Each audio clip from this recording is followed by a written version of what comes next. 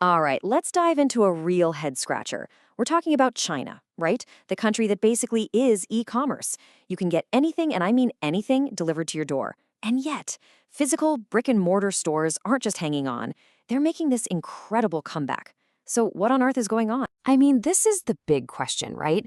For years, we've all been told the future of shopping is 100% digital. But what's happening on the ground in China? Well, it tells a completely different story. And frankly, it's a way more interesting one. So let's peel back the layers. Okay, so the first piece of the puzzle is right here in the numbers. For years, Chinese e-commerce was just this unstoppable rocket ship, you know? We're talking growth rates over 30%. But that rocket is starting to run out of fuel. It's leveling off. That explosive growth has slowed way, way down.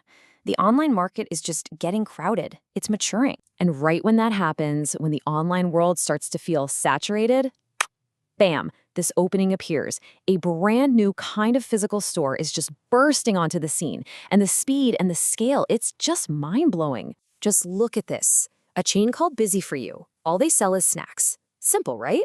Well, 2 years ago, they had about 1,900 stores. By the end of this year, they're looking at over 14,000. That's not just growth. That is an absolute explosion. And this isn't some one-off fluke either. It's happening everywhere. Take Guoquan. They focus on ingredients for at-home hot pot. Last year, they blew past 10,000 stores. So we're seeing this pattern repeat itself over and over in totally different categories. But then you get to this one, Mixu. It's a drink and ice cream chain. They have over 46,000 locations. Let that sink in for a second. That's more stores than Starbucks has in the entire world. So the question becomes, how?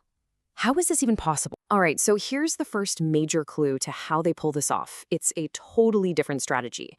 These new stores have basically thrown out the old supermarket playbook. They're not trying to be a jack of all trades. Nope. They are laser focused on doing just one thing and being the absolute best at it. And there's a name for this, actually. They're called category killers. And the whole idea is simple but powerful. You pick one lane, snacks, drinks, fresh meat, whatever, and you just dominate it. You offer the deepest selection, the lowest prices, and you build the most efficient operation possible within that single category. Think about the difference here.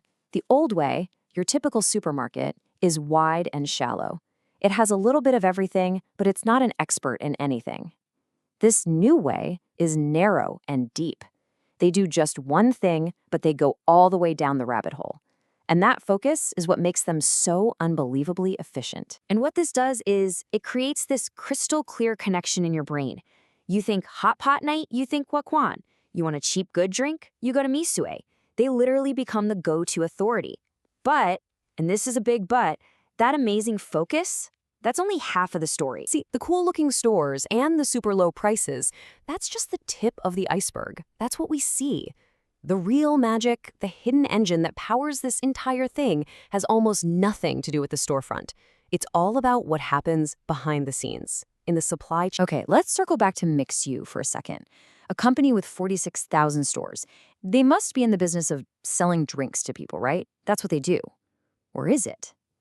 What if their real business is something else entirely? And here it is. This is the big reveal. A whopping 97% of Mixu's money comes from selling ingredients, cups, straws, and equipment to its own stores.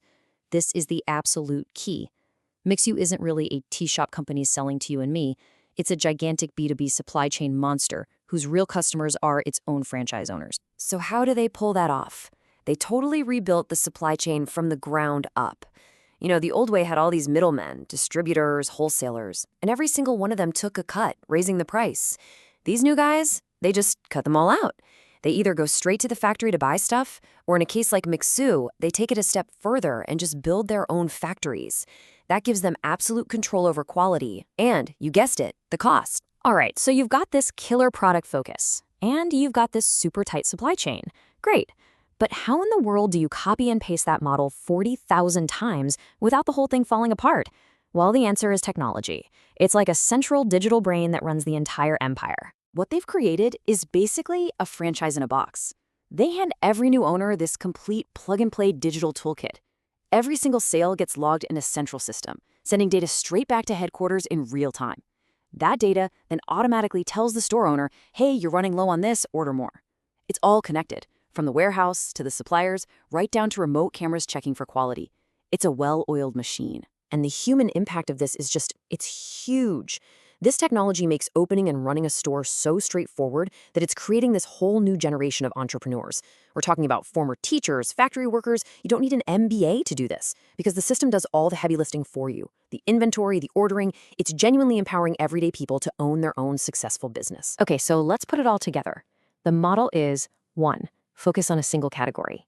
2. Control the entire supply chain. And 3. Use technology to scale it to the moon.